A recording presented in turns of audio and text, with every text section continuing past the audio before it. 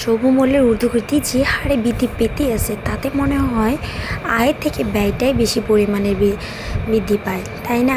মানে বর্তমান বাজার দর এত পরিমাণ বেড়ে গেছে যে সাধারণ জীবনযাপন করাটা খুব কষ্টসাধ্য হয়ে যাচ্ছে।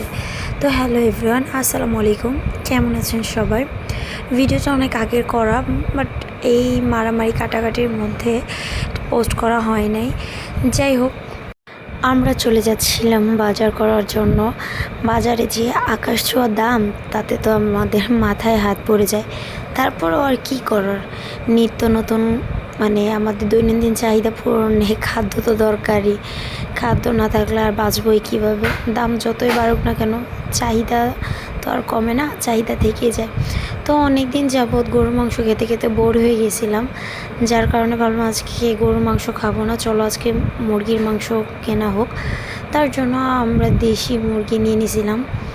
দেশি মুরগি নিয়ে এসে বাসায় আনার পর ওখানে আমার হাজব্যান্ড বলেছিল কাটার জন্য, বাট আমি কাটি নাই। বাসায় নিয়ে এসে আমি আমার মনের মতো কেটেছিলাম। ভালো লাগে না যার তার কাটা বা কোনো কিছু, আমি আমার মতো করে বেশিটা পছন্দ করি সব কিছু করতে। তো এরপর দেখেন, এটুকু একটা মাংস কি বলবো, এখানে 370-500 টাকা দেশি মুরগির দামও হয়। এই অল্প একটু মাংস 500 টাকা দিয়ে আমি কিনে নিয়ে এসেছিলাম। আর এইটুকু মাংস তো আর ফ্রিজে রেখে খাওয়ার মতো না, সম্পূর্ণটাই আমাকে রান্না করতে হবে।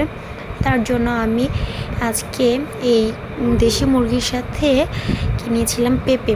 আমার হাজব্যান্ড অনেক বলতেছিল পেঁপে দিয়ে দেশি মুরগি নাকি অনেক ভালো লাগে, যদিও কখনো খাইনি। তাই আমি পেঁপে দিয়ে ওকে মুরগির মাংস রান্না করে দিচ্ছিলাম।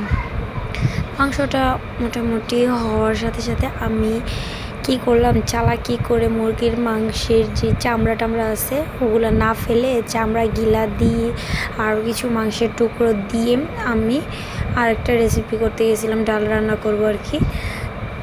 তো এটা নেওয়ার পর আমি মাংস ভালো মতো কষায় নেব। ফার্স্ট অফ অল মাংসটা বেশি সুন্দর করে কষানো হলে তারপর পেঁপে দিলে মাংসটা আরও ভালো হয়।